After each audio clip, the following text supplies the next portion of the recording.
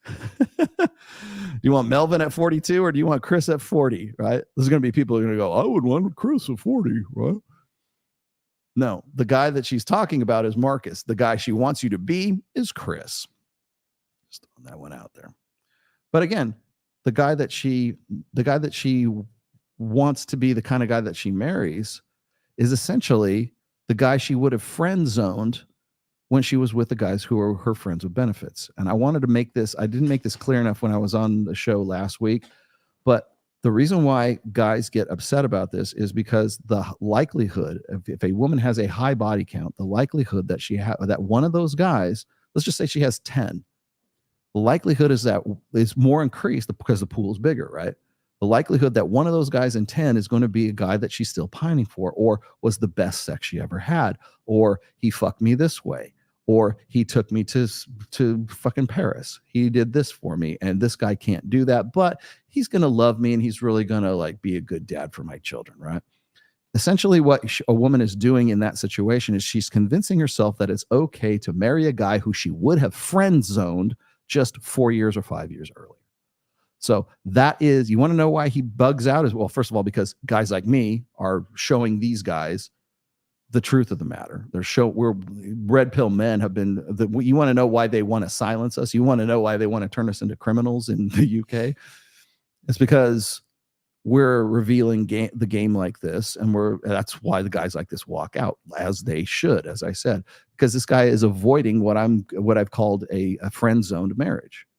She got the guys that women would friend zone at 22, 23 turn into the guys she wants to marry when she's 30, 31. How do I know this? Well, I can show you this right here. Just again, this is anecdotal, but I'm going to show you a few other things here. I only friend zoned you because you're too perfect. That makes no sense. You'd make a better husband than a boyfriend, and I want to keep you around until the time was right. If we ever dated and broke up, I'd hate to lose you forever. All girls keep the good ones around until the time is right. You know when the time is right? When they're done fucking the guys who are the friends with benefit guys and the same night lay guys. I want to fuck the translation. I want to fuck douchebags and bad boys, but when I start getting uglier, I want you around to start a family with. That's the basis of this. And that, by the way, is also the basis of the alpha widow dynamic. Just because that woman is saying, oh, I have never held fantasies for anybody that I've known. Remember, when I wrote the alpha widow dynamic, I also inserted this other part of it too as well, is that there doesn't even have to be a guy. There doesn't even have to be someone in the backfield. It could be the fantasy of that guy, the fantasy lover. In fact, I would almost argue that most women subscribe to that fantasy guy, like Jason Momoa, right? She's not going to see Aquaman because she's a fan of the DC comic book character. She's going to see Jason Momoa because he's hot and she's the kind of guy that looks like the dude that's on the cover of the romance novel she's been reading since she was 13 fucking years old. And by the way, if you want, and you don't need a data set like this fucking poll here. You don't need any of that. You know, all you need is you just need the last 200 years of romance novels. Fabio. Because every single fucking one of those formulaic stories follows the same dynamic, the same alpha widow dynamic. From Emily Bronte to Jane Eyre to everything in fucking in between, to Titanic, for fuck's sake. The greatest love story ever told is an alpha widow fucking story. How do do I need a fucking study to prove that to you? What was it? Rose at the very end of fucking Titanic. 5 minutes of alpha trumps 5 years of beta. Okay. Jack is the guy she can't fucking get over. You know, what's the other song by Katy Perry, The One That Got Away. The One That Got Away. There's your fucking study.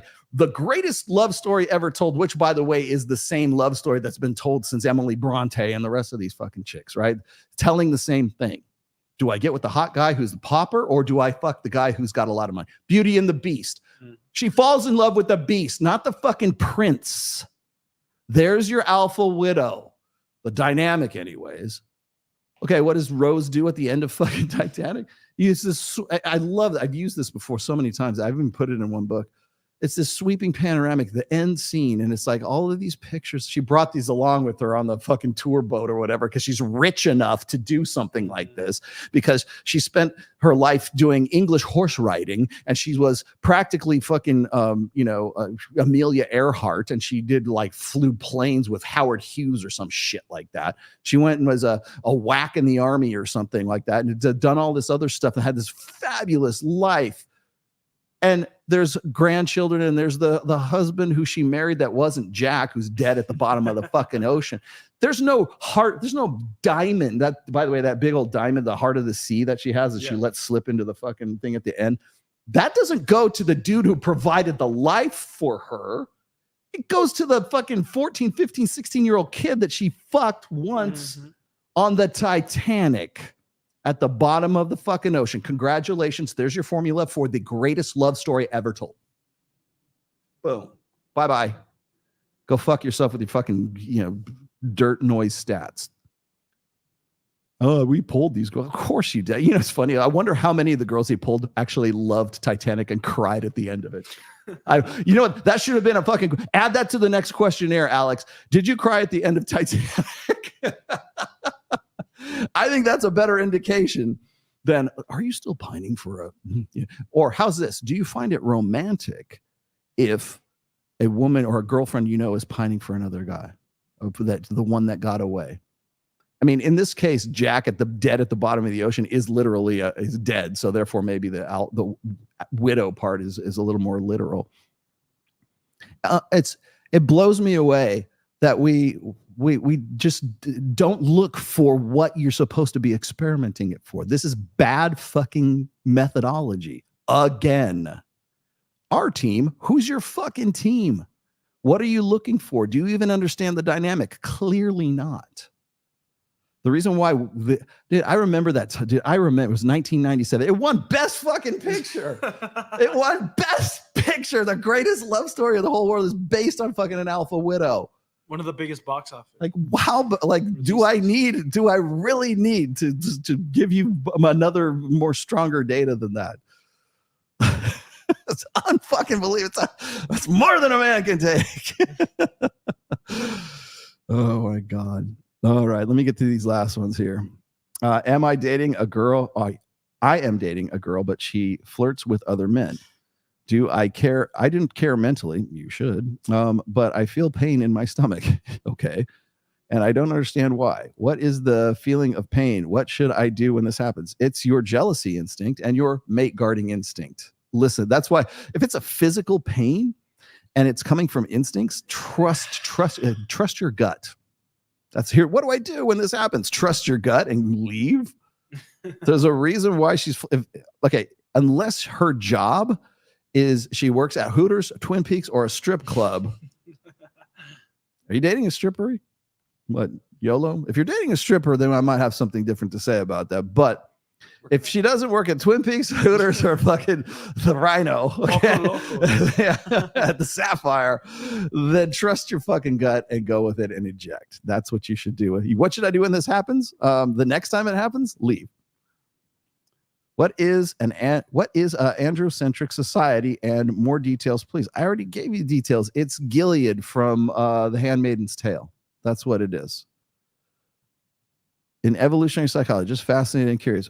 If you're fascinated and curious, Giuseppe, subscribe to my Substack, because I actually have a full essay about the difference between androcentrism, gynocentrism, patriarchy, and feminism.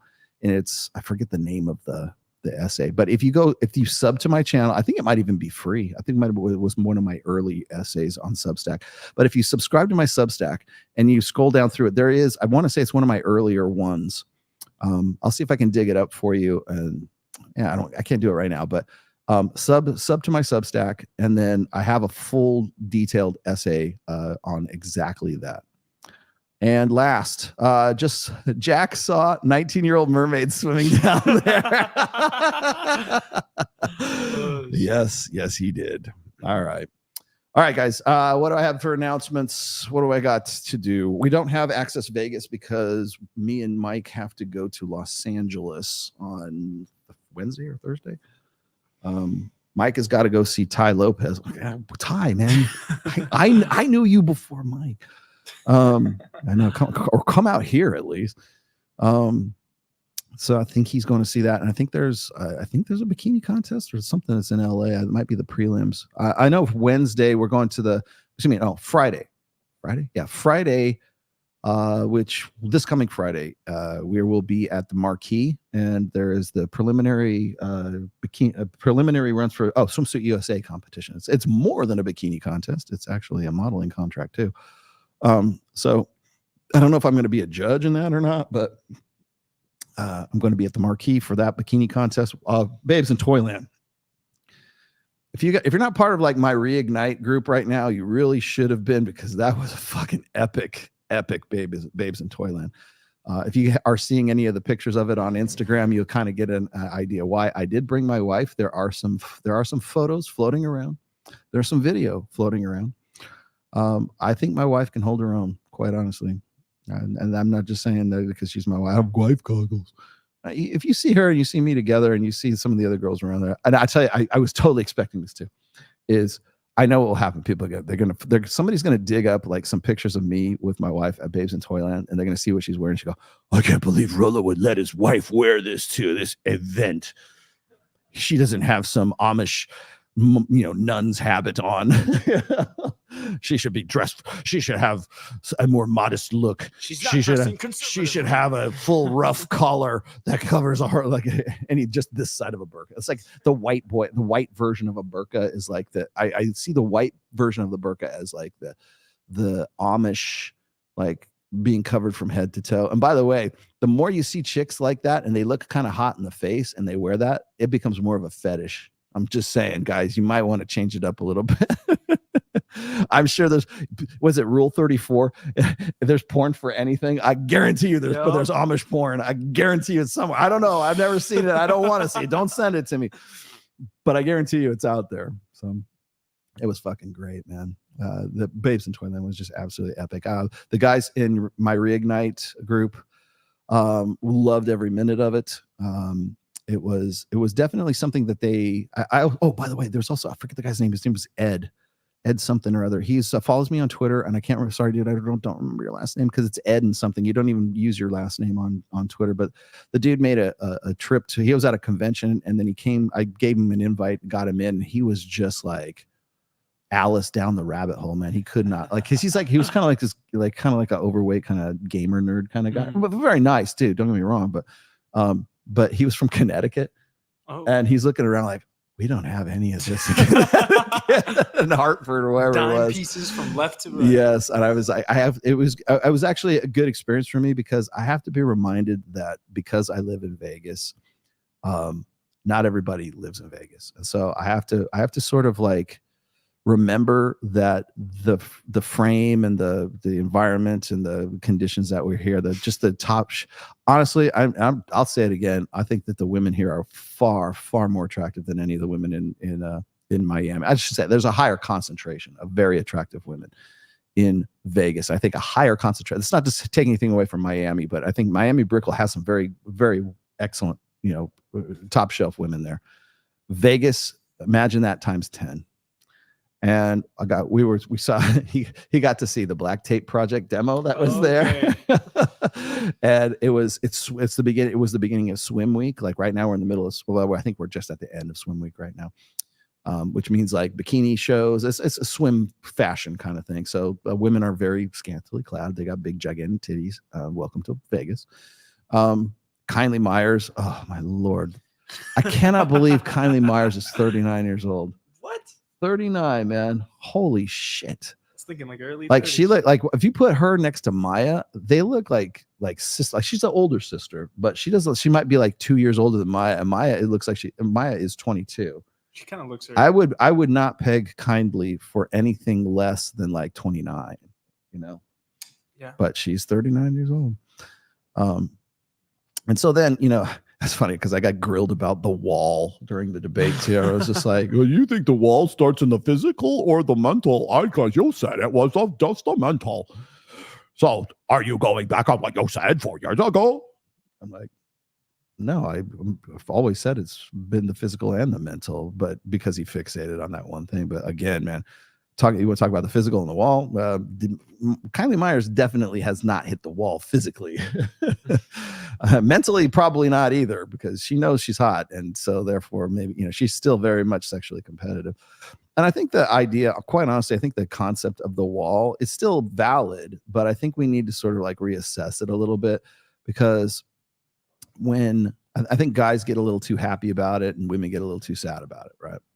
Or else guys get too sad about it because they think, they see a Kindly Myers, or they see a CJ Sparks, or they see a Jamie Villamore, and they're 39, or in like Jamie's case, she's like 43.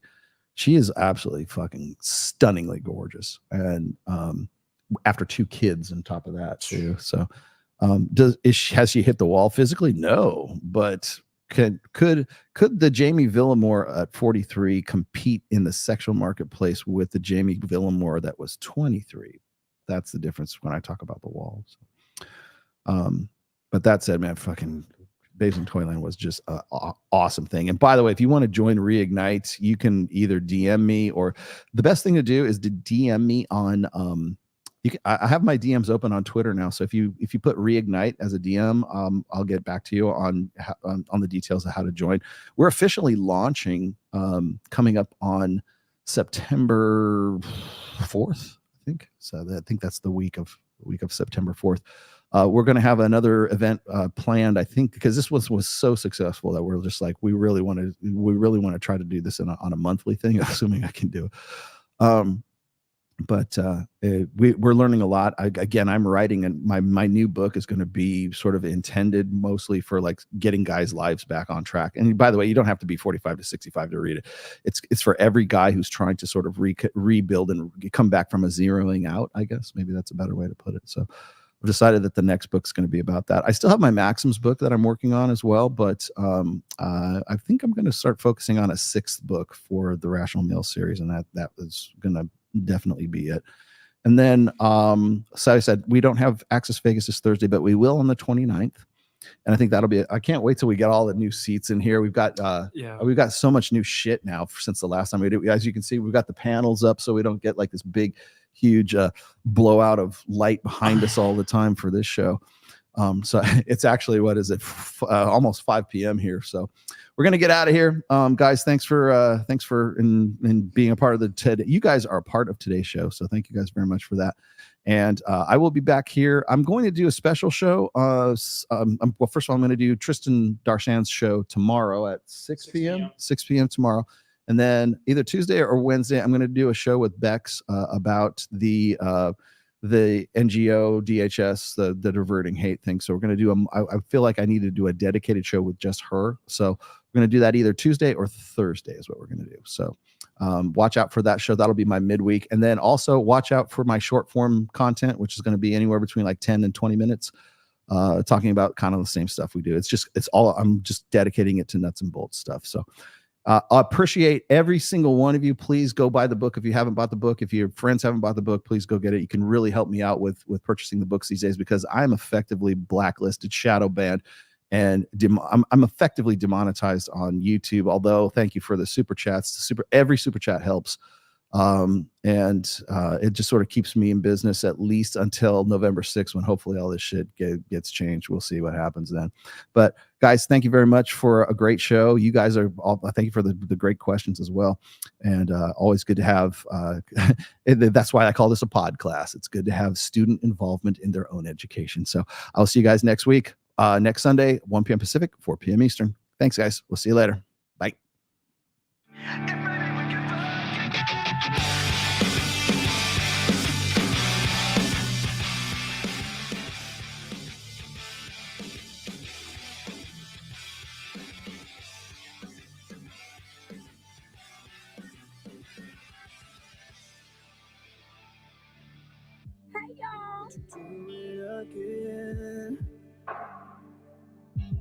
I need to feel you on top of me. God wants you to have the baby. Definitely not. But I was just a kid when we met and went to bed. It was my first time. What do you expect from me? I'm breaking up the rules now in the game. I've got some new tools. Please do the same. Time came by and went over like a matchbox stereo. Time to get my thoughts now and let it go. Bound to keep me up all I feel like I night. just took a bath from battery acid. But maybe we can fuck again, and maybe things are different. Try to tell baby one more again. Won't you put it on me one more again? I need to know if maybe we can fuck again, then maybe things are different. Try to tell baby one more again. Yeah, I could have the best in my life.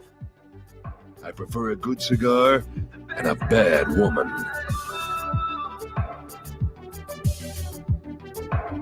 Now we're fucking in the bathroom, tearing up everywhere while I got your hair. Why you screaming my name? That's nasty. It is nasty, right? Isn't it nasty? Ugh. She was swinging in the bedroom, whole time stopping and slipping with her hair. Like she's calling you Kelly. All right. Drive me up and down like a pony. Turning up my song, getting messy. Working up and down on your body. Run me, drive me up and down like a pony. Turning up my song on your body. Baby, we'll get down to it all night. But maybe we can fuck again, and maybe things are different. Try to tell baby one more again. Won't you put it on me one more again? I need to know if maybe we can fuck again, then maybe things are different. Thank you very much. Can I be in charge for a while? Preceding podcast has been a production of the Rational Male. All rights reserved. 2024. Registered trademark. Don't steal my alien bitch's stuff.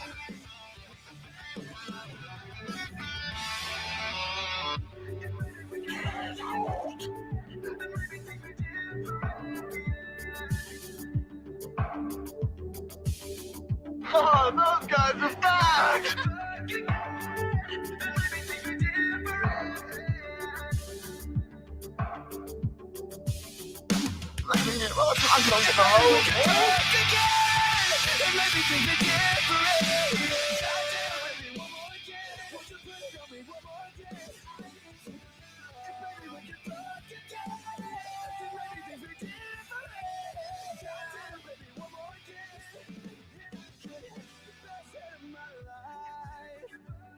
Ain't nobody got time for that.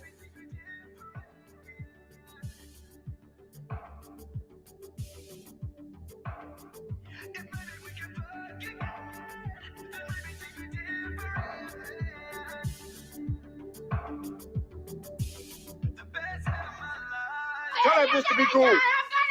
Say bitch, be cool. Be cool, honey. Say bitch, be cool. Tell that fucking bitch to chill.